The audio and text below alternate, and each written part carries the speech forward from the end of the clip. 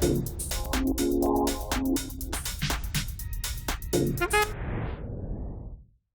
everyone, Tim Brown. Welcome back to my Apple Podcast. So I'm playing around on my iPad and I go to the Apple Store and I discover a new video editing application that I absolutely love, and it's called Spare Lens. And what I like about it most is that it provides a whole wide range of adjustments, filters, and effects that you can add, something that is sorely lacking in a lot of applications. For example, like iMovie and Pinnacle Studio. While you can edit a lot with those, you cannot make a whole lot of adjustments as well as filters and effects the way this app can do it. So it's a nice complement to your video needs. So let's take a look. So right now I have the app launched at the home page, and you'll see here there's a logo, then there's an option to open the camera and or to import content into your project.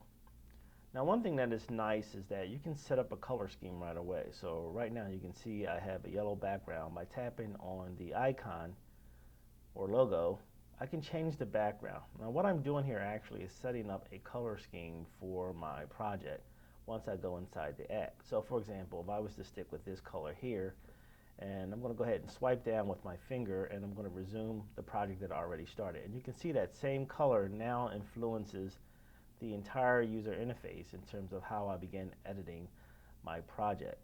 I really like this feature. Now I'm going to go ahead and go back to the home screen for a moment because I want you to see what the interface looks like if you decide to shoot with the camera. So with the camera open, you can see here you have an icon on the right hand side for video recording. If you tap on the M icon above that, you'll see that you can switch back and forth between the camera and video modes. On the left hand side is where you can make adjustments in terms of adjusting the aspect ratio, or shall I say the resolution. So if you're at 720, you can bump it up to 1080, or you can actually bump it down to 480. So you have some flexibility there. You can also control the frames per second. You can stick with 30 or bump it up to 60, or then bump it back down to 15. So there's some nice flexibility there, including the grid to use as a viewfinder in case you want that option. So let's go back into the app. So as you can see here, I have my project set up. It's a short little video clip I took of downtown Cincinnati.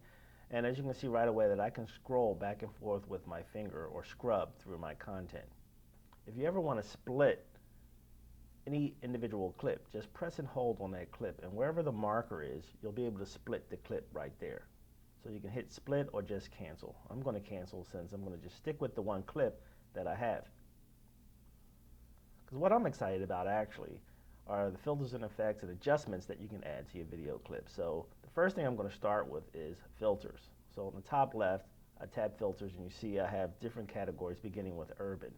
As I go through these categories, you see I have a range of filters that I can add. Now when you select one, you'll see you have an adjustment tool that appears. Usually in most iOS apps, when that happens, you can tap on it again to customize how much of that effect you want to add. And that's pretty normal. See this, but as I'm moving my finger across the surface of my video, you'll see there's a red line that's going back and forth. This basically reflects how much of that filter I'm adding to my video clip. You can select the check mark on the bottom right or the X on the bottom left to remove it. Filters entirely, just select none at the very top. Then select the arrow to go back to the main menu. And likewise, you can go through each category and explore all the filters that are at your disposal. And every filter works the same way.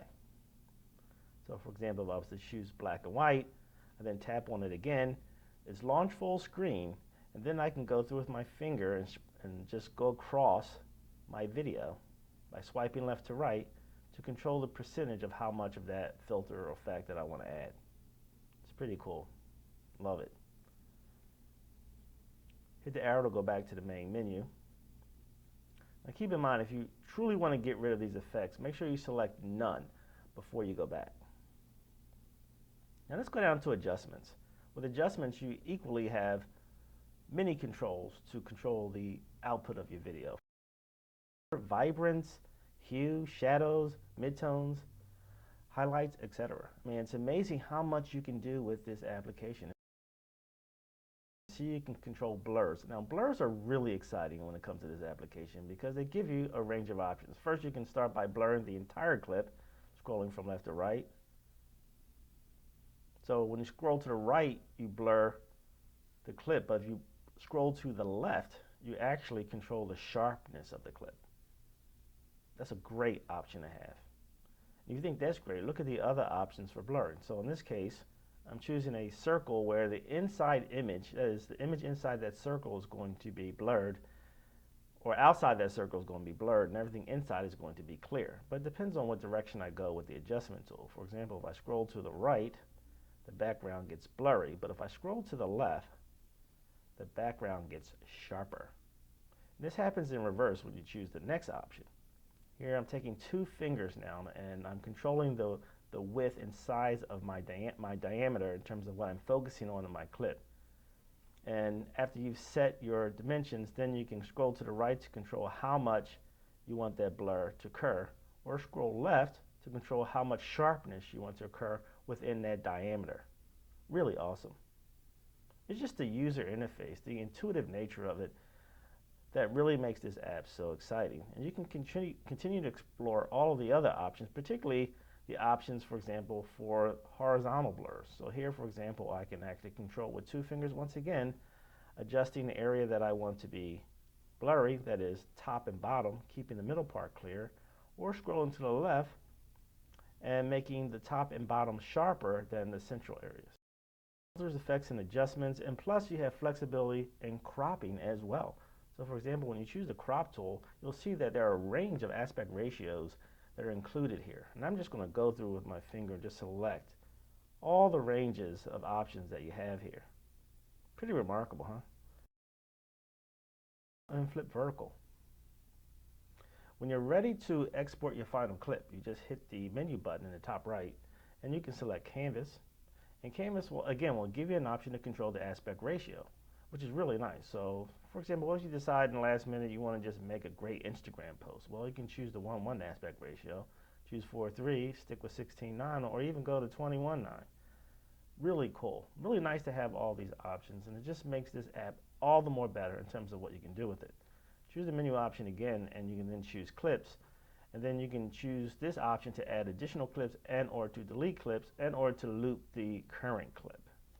Then last but not least, you can choose trim, where you can trim your video clip before you decide to export it. Really awesome. And that is Spare Lens, an awesome application for editing video clips, giving you a wide range of adjustment tools, filters and effects, tools that typically just do not come with most applications, most certainly do not come with iMovie and Pinnacle Studio, some of those heavy-duty applications for editing video. Tuning in to another episode of my Apple Podcast.